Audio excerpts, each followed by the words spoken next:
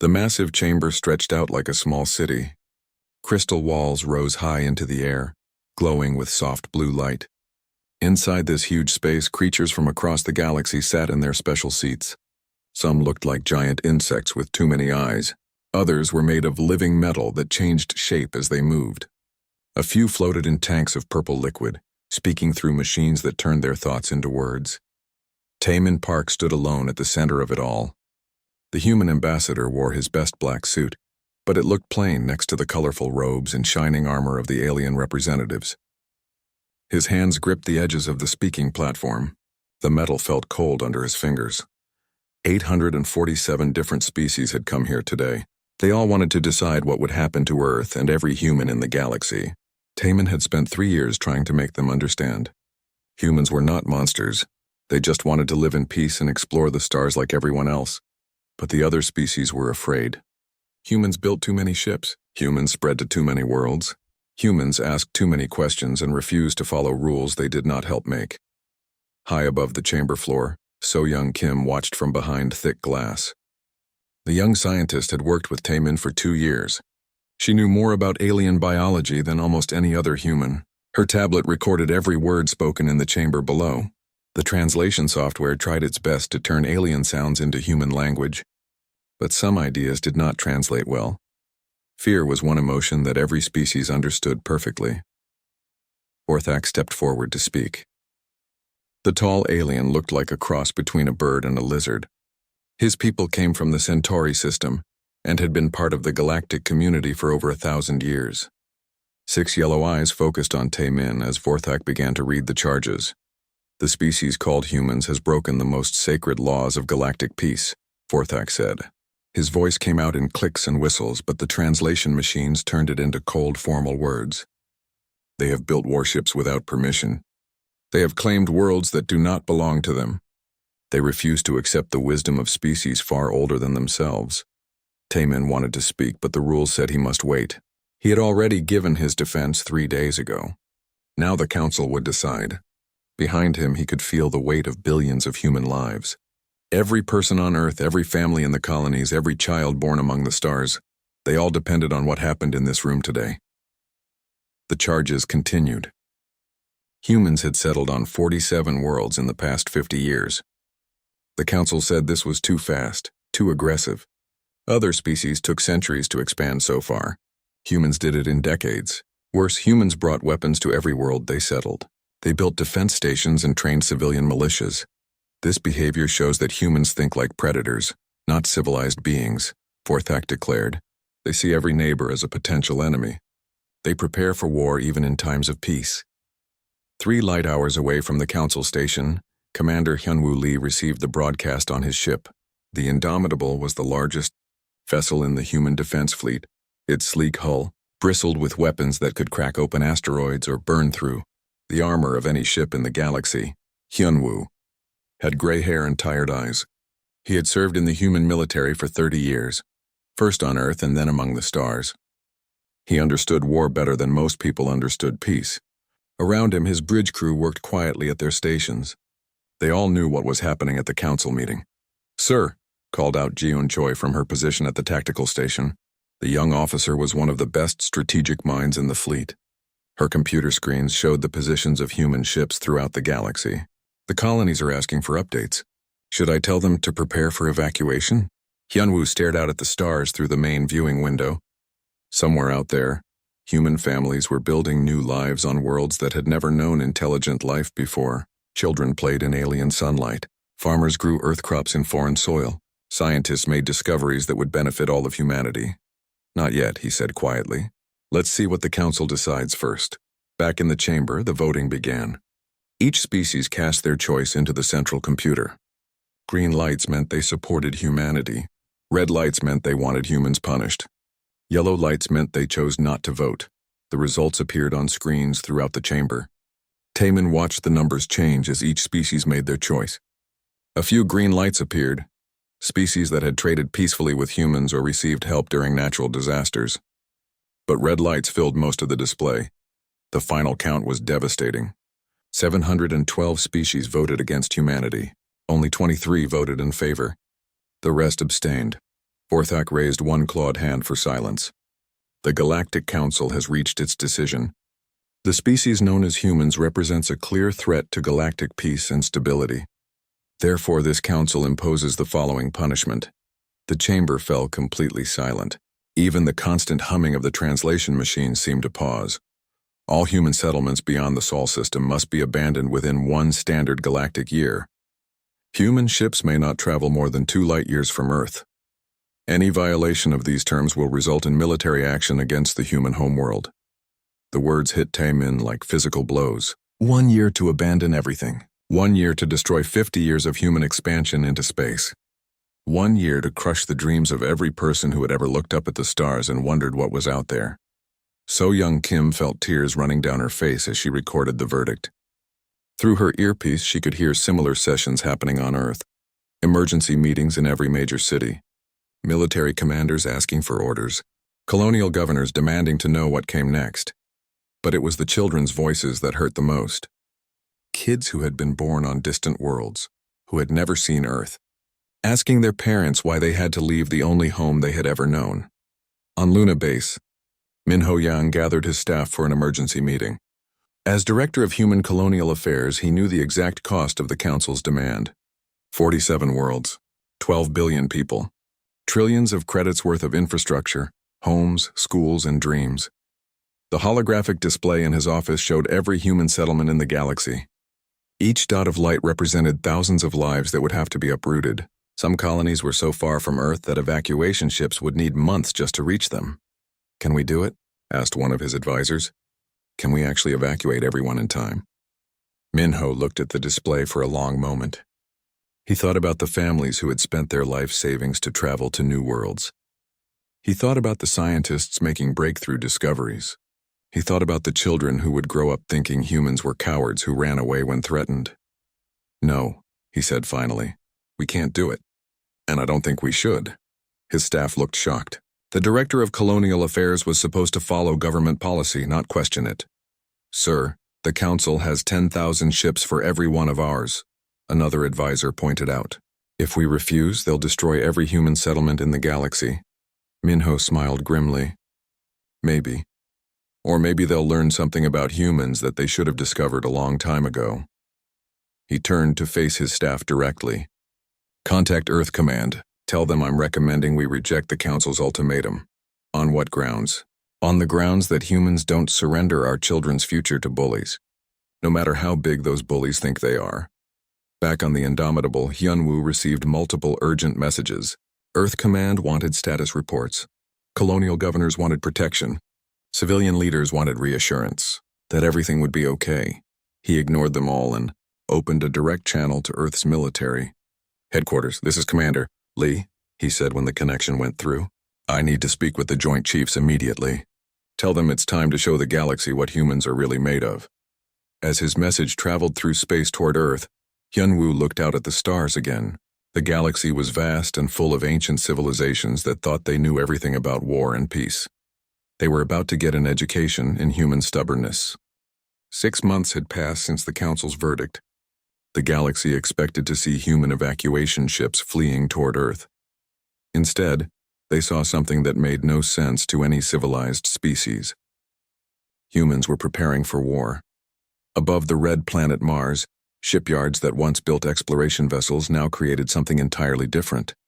Donghyun Ko walked through the construction bay, watching sparks fly as welding robots assembled the hull of humanity's newest warship. The engineer had worked without sleep for 3 days straight. His eyes were red and tired, but his hands remained steady as he checked each section of the ship's armor.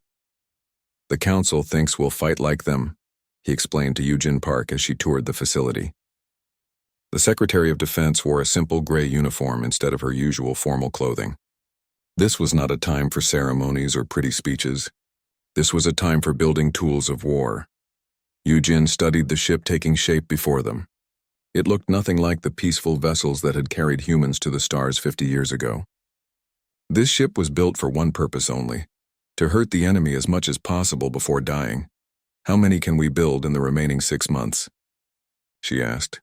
200 heavy cruisers, 500 destroyers, maybe 1,000 fighters, Donghyun replied. He wiped sweat from his forehead with a dirty cloth.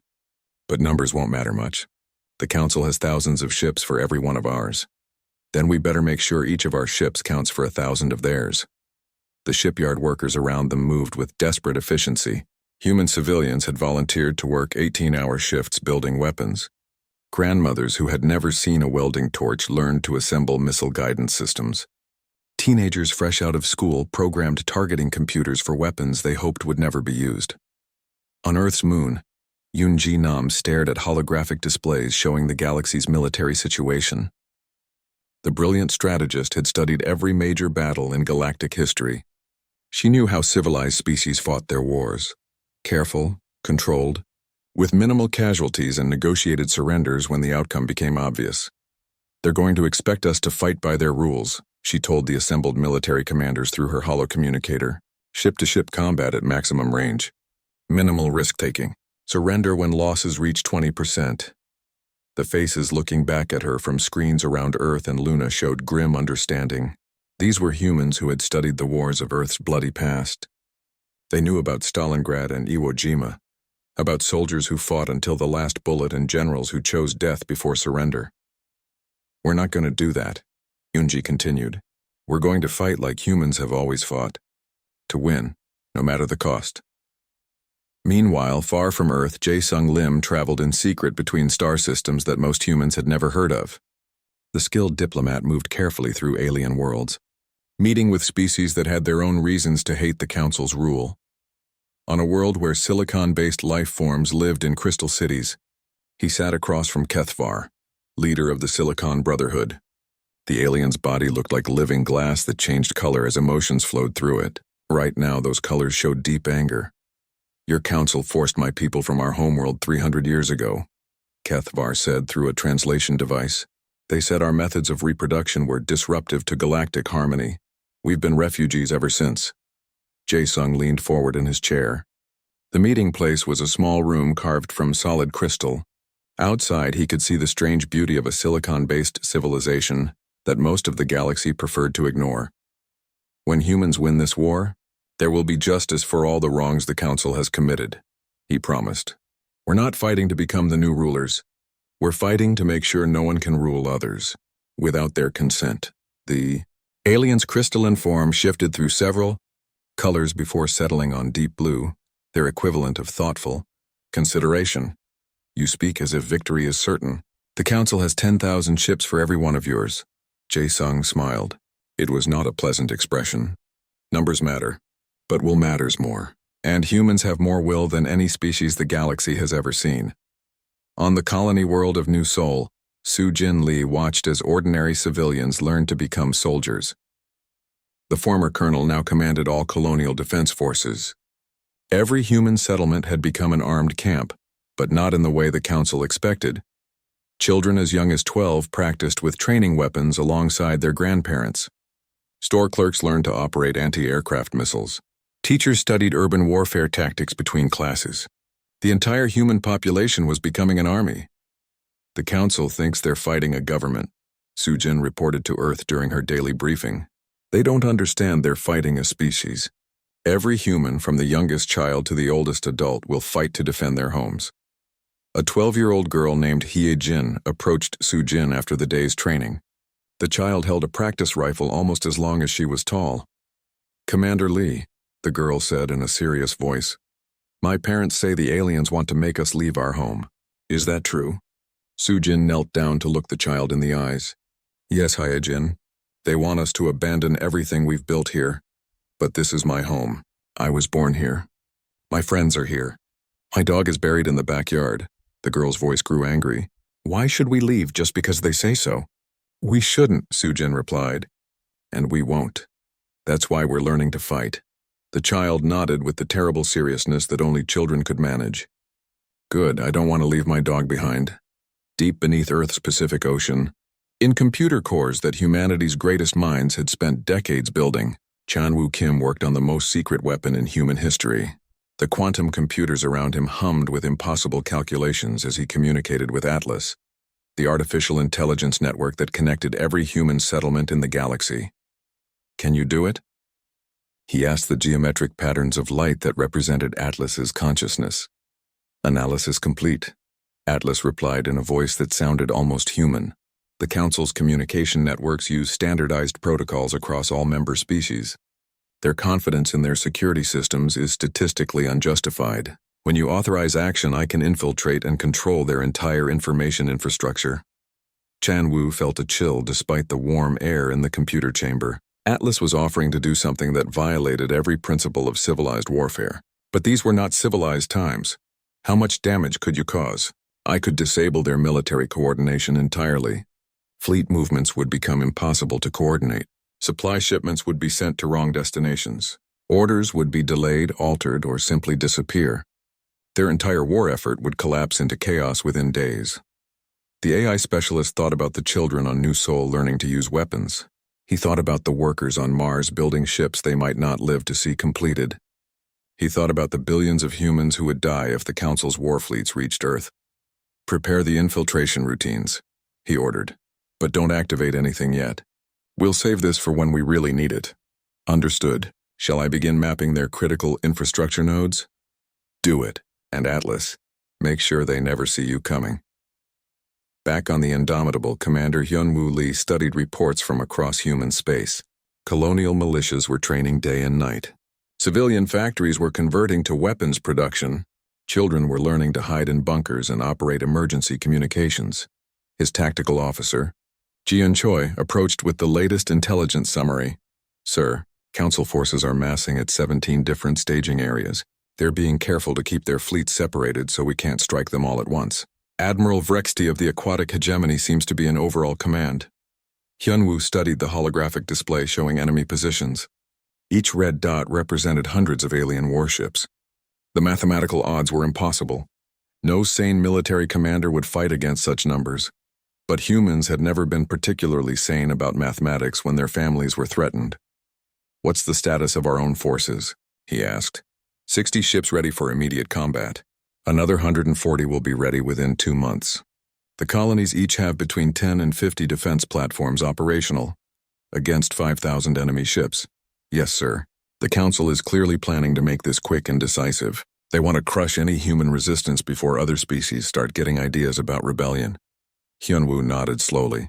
The aliens had made one critical error in their planning.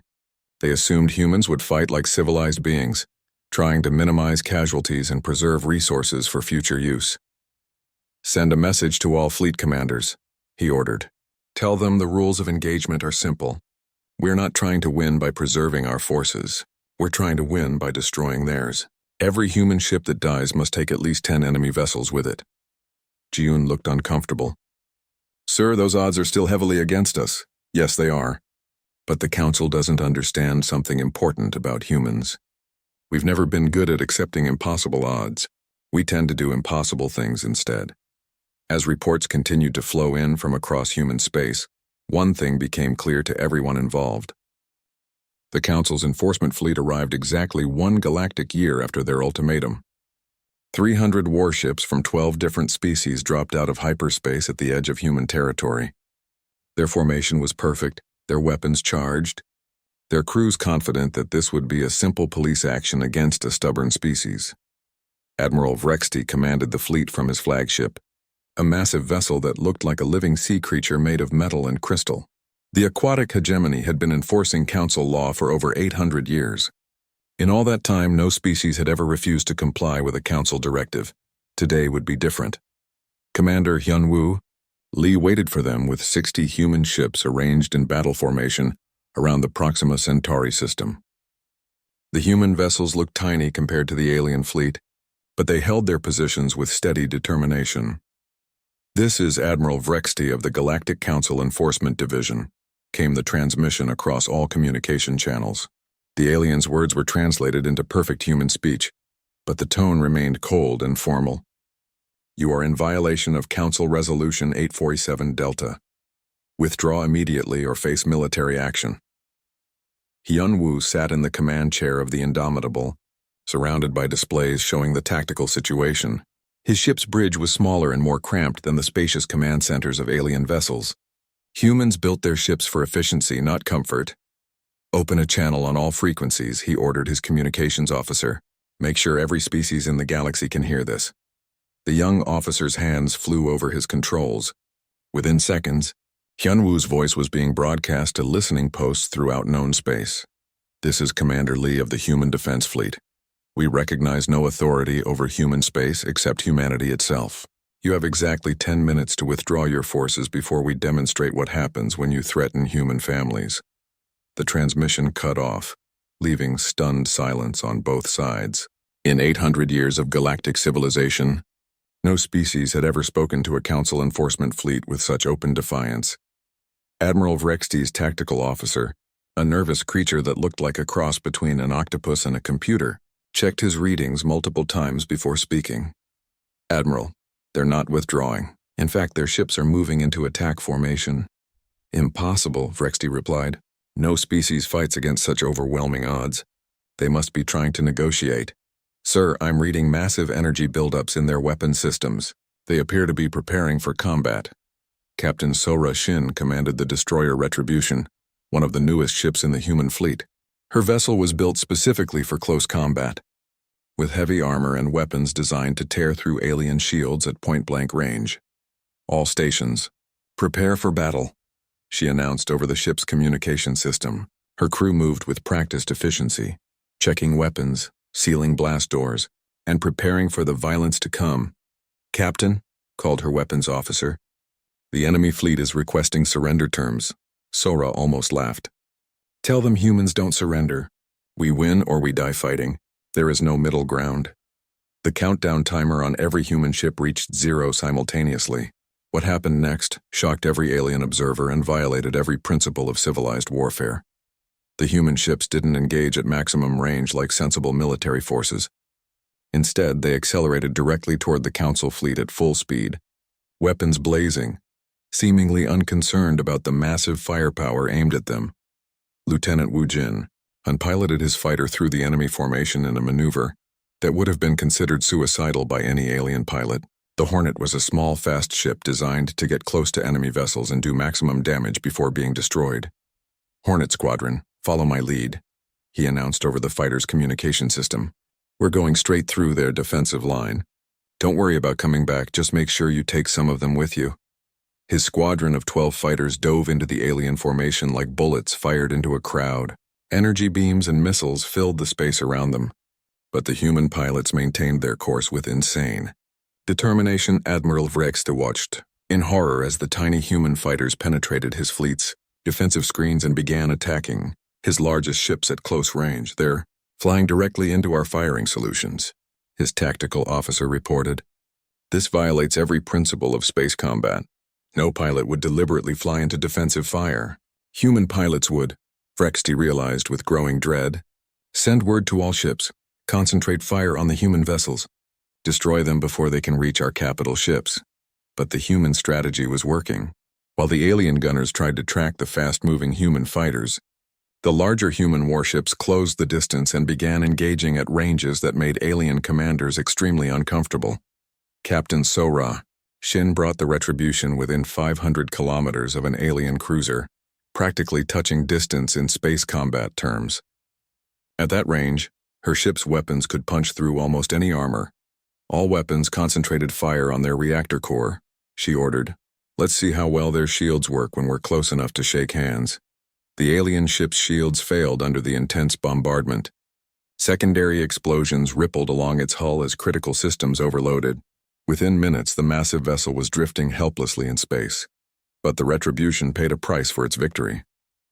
Energy beams from 3 other alien ships converged on Sora's vessel, overloading its shields and burning through its armor.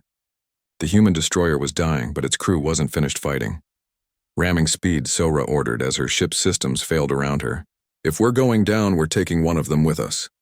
The Retribution's final act was to crash directly into an alien battleship, its reactor exploding on impact and taking both vessels into oblivion. Dr. Haewon Yoon worked frantically in the medical bay of the Indomitable, as wounded crew members were brought in from damaged human ships. The chief medical officer had prepared for heavy casualties, but she hadn't expected to be treating alien prisoners as well. A Centauri officer with severe burns was brought to her operating table by human Marines.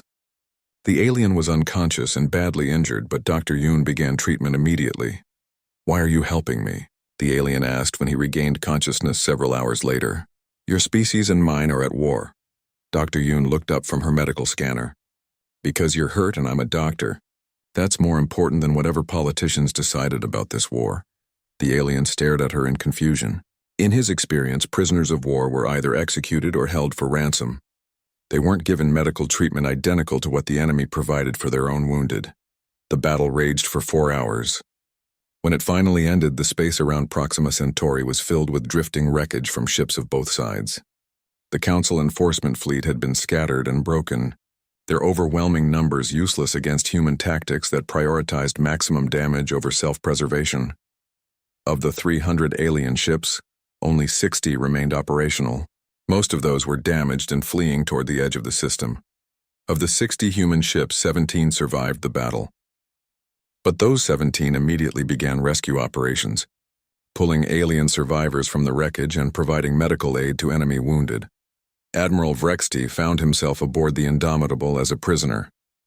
Commander Hyunwoo Lee met him in the ship's conference room, where the alien admiral sat under guard. "I don't understand," Vrexty said, his translation device struggling with concepts of confusion and fear. "Your forces were outnumbered 5-1. No rational species fights against such odds." Hyunwoo poured himself a cup of coffee and sat down across from his prisoner. "You're right. No rational species would fight those odds. But you made one mistake in your calculations." "What mistake?" "You assumed humans were rational." The human commander activated a holographic display showing the battle from multiple angles. Vrexty watched in fascination and horror as human ships deliberately flew into enemy fire, trading their lives for maximum damage against alien vessels. "Your people fight to minimize casualties and preserve resources," Hyunwoo explained. "Ours fight to protect our families. When you threaten human children, rationality becomes irrelevant. But the casualties, your losses were enormous." "Yes, they were, and will mourn every person who died here today. But their sacrifice proved something important to the galaxy." "What did it prove?" Hyunwoo finished his coffee and stood up. "It proved that humans would rather die fighting than live as slaves. And it proved that your council's enforcement fleets aren't as invincible as everyone believed."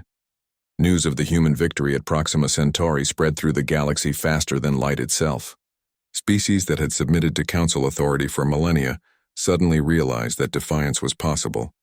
On worlds throughout known space, alien populations watched recordings of the battle with growing amazement. The humans had been outnumbered and outgunned, but they had won through sheer determination and willingness to sacrifice. More importantly, the humans had treated their prisoners with dignity and provided medical aid to enemy wounded. This was not the behavior of the savage warmongers the Council had described. The news of humanity's victory at Proxima Centauri traveled through the galaxy like wildfire. For the first time in thousands of years, a species had not just defied the Council, they had defeated its military forces in open combat. The Council's response was swift and predictable. Within days of the battle, they began assembling the largest military fleet in galactic history. Over 5,000 ships from dozens of member species gathered at staging points throughout the galaxy. The message was clear. Humanity would be crushed completely, and any species thinking of rebellion would see what happened to those who defied the Council. But Jae Sung Lim's diplomatic efforts were bearing fruit. On the crystal world of Xerion Prime, the Silicon Brotherhood declared independence from Council authority. The Void Wanderers, a nomadic species forced into exile centuries ago, offered humanity safe harbor in the dark spaces between stars. 7 other oppressed species followed their example, creating a growing alliance of the dispossessed. More importantly, Chanwoo Kim and Atlas struck their first cyber blow against the Council's infrastructure. Across the galaxy, military communication networks began experiencing mysterious technical problems. Orders were delayed, supply schedules corrupted, and fleet movements became impossible to coordinate. Properly, Admiral In-Soo Park commanded the expanded human defense fleet from Luna Base. The veteran officer had fought in every major human conflict of the past 30 years. Now he faced the greatest challenge of his career, defending humanity against overwhelming odds. "We can't meet their main fleet in open battle," he explained to his captains during a holographic briefing. 5,000 ships against our 200 would be suicide even for humans. The assembled commanders listened carefully. These were men and women who had proven their courage at Proxima Centauri, But they understood the mathematics of warfare as well as anyone. "So what do we do?" asked Captain Yan Wu Choi, commander of the cruiser Defiance. The young officer had distinguished himself in the recent battle by destroying 3 alien ships before being forced to retreat. Insu smiled grimly. "We fight the way humans have always fought when facing superior numbers. We use guerrilla tactics." The holographic display changed to show the galaxy's major trade routes and supply lines. Red dots marked Council military bases and supply depots scattered across dozens of systems. "We don't fight their fleet," Insu continued. "We fight their supply lines, their communications, their will to continue. We make them understand that occupying human space will cost more than they're willing to pay." Captain Yanwu Choi led the first raid 3 days later. His ship and 2 escorts jumped into the Vega system under cover of a solar storm that masked their approach. The Council supply depot orbiting Vega Prime was heavily defended, but the human ships struck fast and hard. "All weapons, concentrate fire on the fuel storage tanks," Yanwu ordered as his ship closed to attack range. "We're not here to fight guards, we're here to destroy supplies." The raid lasted less than 20 minutes. By the time Council reinforcements arrived, the depot was the expanding cloud of gas and debris, and the human ships had vanished into hyperspace. But they left something behind that confused the alien rescue teams. Cargo pods filled with medical supplies, water purification tablets, and emergency food rations were scattered around the system. Attached to each pod was a simple message: "The Council forces you to live in poverty while they feast on your world's resources. Humanity offers partnership, not domination. We fight for the freedom of all beings, not just ourselves." Similar raids struck 17 systems over the next month. Each time, human forces destroyed military targets with surgical precision while leaving humanitarian aid for local populations. Each time, they demonstrated their ability to strike anywhere in the galaxy without warning. The psychological impact was devastating. Council forces found themselves looking over their shoulders constantly, never knowing when human raiders might appear. Morale began to collapse as alien crews realized they were fighting an enemy that could hit them anywhere, anytime. Dr. Jin A. Lee analyzed intercepted Council communications from her position at Earth's intelligence headquarters. The xenopsychologist had spent years studying alien mental patterns, and what she saw in the enemy transmissions encouraged her. "Their unity is breaking down," she reported to President Na Young Kim during their daily briefing. "Half the species in their fleet are questioning why they're fighting this war. They've never faced an enemy that showed mercy to prisoners and aid to civilians." The president nodded thoughtfully. "What about their military effectiveness?" "Declining rapidly. Atlas's cyber attacks have disrupted their logistics completely. Some fleets are running short of supplies because their cargo ships are being sent to the wrong systems. Others can't coordinate with nearby units because their communications are being scrambled." The breaking point came when Captain Seo-Jun Park and his crew discovered something that changed the entire nature of the conflict. Deep scanning of the Rigel system revealed a massive installation that didn't appear on any official Council charts. "What is it?" asked Commander Park's intelligence officer as they studied the sensor readings from a safe distance. "According to these readings, it's some kind of detention facility," Park replied. "But the size doesn't make sense. This place could hold millions of beings." They moved closer under stealth systems, using passive sensors to gather more information. What they found horrified every human who saw the data. The installation was a concentration camp. Millions of beings from dozens of species were held in conditions that violated every civilized standard. These were political prisoners, rebels, freethinkers, and anyone else the Council considered problematic for galactic stability. "My God," whispered Park's medical officer as she reviewed the facility's layout. "This is where they send anyone who questions Council authority. We're not looking at a prison, we're looking at a death camp." Park made a decision that would alter the course of the war. Instead of retreating to report his discovery, he called for immediate reinforcements and prepared to attack the facility. "Sir, we're only one ship," his tactical officer pointed out. "That installation has defensive platforms that could destroy a dozen vessels our size." "Then we better make sure those defensive platforms don't get the chance to fire," Park replied. "Send an emergency signal to the nearest human units. Tell them we're going to free those prisoners and we could use some help." The assault on the Rigel facility became the largest human military operation since Proxima Centauri.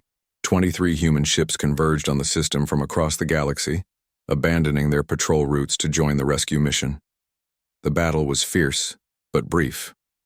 Human forces focused their attacks on the prison's defensive systems, while transport ships moved in to evacuate prisoners. In 6 hours, they liberated over 2 million beings from dozens of species. The footage of human soldiers carrying alien children to safety was broadcast across the galaxy. Images of human medical teams treating prisoners who had been tortured for speaking out against council policies reached every civilized world. Dr. Hai-Wan Yoon worked for 36 hours straight treating freed prisoners aboard the hospital ship Mercy. Many of the aliens had never seen humans before, but their fear quickly turned to gratitude as human medical teams saved lives without regard for species or politics. "Why are you helping us?" asked an elderly Centauri prisoner who had been held for 20 years for writing poetry critical of council policies. "Because it's the right thing to do," Dr. Yoon replied as she treated his injuries. "Because every being deserves to be free. Because humans fight for justice, not conquest." The liberation of the Rigel facility destroyed any remaining credibility the council might have had. Species that had supported the war against humanity began withdrawing their fleets. Others demanded investigations into council policies they had never questioned before. Kethvar of the Silicon Brotherhood sent a message to human leaders that summarized the changing galactic situation. "For millennia, the council has ruled through fear and claimed it was for our own good. In one day you have shown the galaxy what real justice looks like. We stand with humanity not because you are strong, but because you are right." Even some council member species began secretly negotiating with human diplomats. They had seen the footage from Rigel. They had heard the testimonies of freed prisoners. They had watched human forces show mercy to enemies and compassion to victims. Admiral Vrexty, still held prisoner aboard the Indomitable, watched the reports with growing amazement. The human commander, Hyunwoo Lee, allowed him access to galactic news broadcasts so he could see how the war was progressing. "I don't understand your species," Vrexty admitted during one of their conversations. "You could have used those prisoners as hostages or propaganda tools. Instead, you simply freed them and asked for nothing in return." Hyunwoo sipped his coffee and considered the question. "That's the difference between conquest and liberation. Conquerors take prisoners, liberators free them. But what do you gain from this? Your resources are stretched thin fighting this war. Why spend ships and lives saving aliens who can do nothing to help you?" "Because," Hyunwoo said simply, "when humans win this war, we want the galaxy to remember." The final battle never came. By the time the Council's massive invasion fleet reached human space, half of its ships had already deserted. The remaining vessels found themselves facing not just human defenders, but a coalition of liberated species that had rallied to humanity's cause. Vorthak, the Centauri leader, who had pronounced humanity's original sentence, now stood in chains before a tribunal of his former subjects. The Great Council chambers had been transformed into a court of justice, with representatives from hundreds of worlds serving as judges. Ambassador Taemin Park, the human diplomat who had once stood alone before the Council's judgment, now served as chief prosecutor for the Free Worlds Alliance. The tables had turned completely. "The defendant stands accused of crimes against sentient life," Taemin declared as he addressed the packed courtroom. "For 800 years, the Council has used fear and oppression to maintain power. They have imprisoned millions of innocent beings, destroyed entire cultures, and silenced any voice that dared speak for freedom." Vorthak's 6 eyes darted around the chamber, looking for allies who were no longer there. Most of the Council's former supporters had abandoned their posts when public opinion turned against them. Those who remained faced similar trials on their homeworlds. "You speak of crimes," Vorthak replied through his translation device, "but you humans have brought chaos to a galaxy that knew peace for millennia." Taemin stepped closer to the defendant's platform. "You call submission peace. We call it slavery. True peace can only exist between free beings who choose to cooperate, not subjects who are forced to obey." The trial lasted 3 weeks. Witness after witness testified about Council atrocities, species forced from their homeworlds, cultures erased for being disruptive, individuals disappeared for asking uncomfortable questions. The evidence was overwhelming. When the verdict came, it was unanimous. Vorthak and his fellow Council leaders were found guilty of crimes against sentient life. But the punishment surprised many observers. The defendants will spend the remainder of their lives in service to the beings they wronged, the tribunal announced. They will work to repair the damage they have caused, to rebuild what they destroyed, and to learn what it means to serve rather than rule. President Na Young Kim addressed the first session of the new Galactic Parliament from Earth's rebuilt orbital station. The chamber was larger than the old council hall, designed to accommodate representatives from over 500 worlds, many of them former council subjects who now had voices in galactic affairs for the first time. "We gather here not as rulers and subjects, but as equals," she declared to the assembled delegates. "Humanity did not fight this war to replace the council's tyranny with our own. We fought to prove that no being has the right to rule another without consent." The applause came from dozens of species, each expressing approval in their own way. Clicks, whistles, harmonic resonances, and color changes filled the chamber as the galaxy's free peoples celebrated their liberation. "Today we establish something the galaxy has never seen, a true democracy of worlds. Every species will have a voice. Every world will choose its own destiny. Every being will be free to speak their mind without fear." General Eugene Park, formerly Earth Secretary of Defense, now served as coordinator for the Alliance's military forces. She oversaw the transformation of human warships from instruments of destruction into tools of exploration and defense. The shipyards above Mars that had once built weapons now constructed hospital ships, research vessels, and cargo haulers. But the weapons were not forgotten. They were carefully stored and maintained by the free world's defense force, ready to protect the democracy that so many had died to create. The galaxy is vast. Admiral Hyun-Woo Lee told the first graduating class of the Galactic Defense Academy on Mars. The students came from dozens of species, all learning human military doctrine, not for conquest, but for protection. Somewhere out there are threats we haven't imagined yet.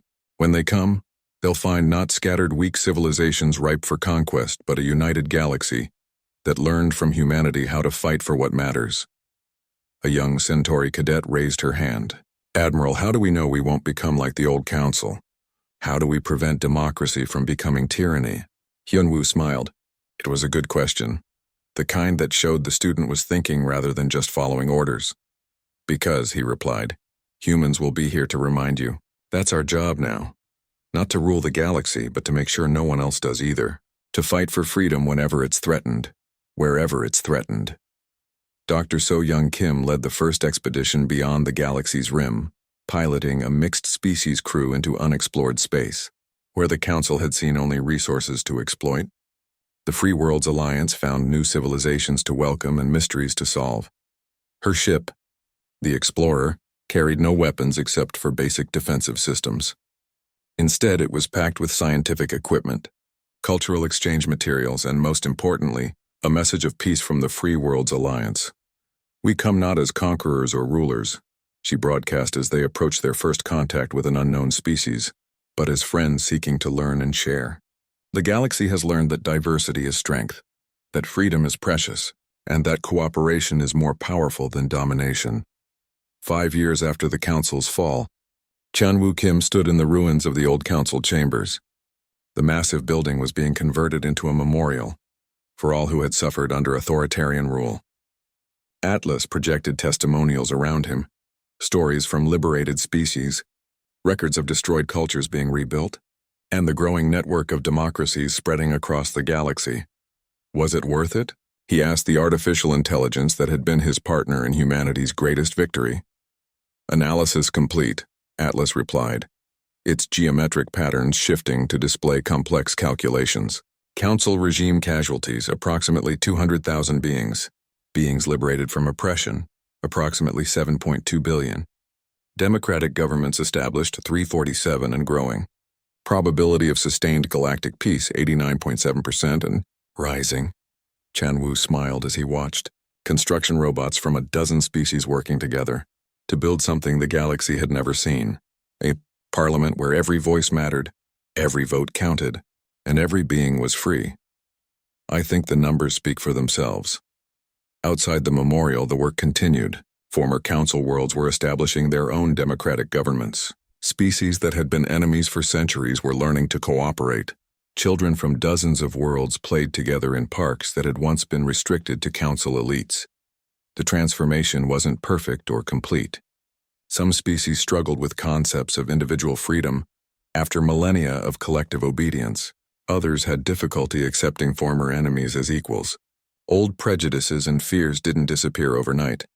But humanity was there to help, not as rulers but as teachers and friends. Human diplomats mediated disputes between former council members. Human engineers helped rebuild worlds damaged by the war. Human doctors treated beings who had never seen their species before, but quickly learned to trust them. Most importantly, human soldiers stood ready to defend the fragile democracy against anyone who might try to restore the old order of tyranny and oppression. Ambassador Taman Park, now in his 70s, often returned to the memorial to remember those who had died for freedom. The names of every human who fell in the war were inscribed on crystal walls, along with the names of aliens who had fought alongside them. A young human girl approached him one day as he stood before the memorial wall. She couldn't have been more than 8 years old, but her eyes held the serious expression of someone much older. "Mr. Park," she said in the careful voice children used when asking important questions, "my teacher says you helped start the war that freed the galaxy. Is that true?" Taman knelt down to look her in the eyes. Around them, beings from dozens of species moved through the memorial, learning about the price of freedom and the cost of tyranny. "We didn't start the war, little one," he replied gently. "We finished it." The council ruled through fear for thousands of years. Humans just reminded the galaxy that fear is not stronger than hope. But why did humans have to fight? Why couldn't you just talk to them? It was a child's question, but it cut to the heart of everything that had happened. Because sometimes when bullies get too powerful, the only language they understand is strength. But the important thing is what you do after you win. Do you become a bully yourself? Or do you use your strength to protect others? The girl considered this seriously. And humans chose to protect others? Yes, and that's why the galaxy is free today. As Taman watched the child run back to her mixed-species class group, he reflected on humanity's journey from a single world to the guardians of galactic freedom. The Council had ruled against Earth and faced humanity's wrath, but in the end, they had faced something far more dangerous than human anger, human hope. The galaxy had learned that freedom was worth fighting for, that justice was more powerful than tyranny, and that cooperation could triumph over domination. Most importantly, they had learned that when humans made a promise to protect the innocent, they kept that promise no matter the cost.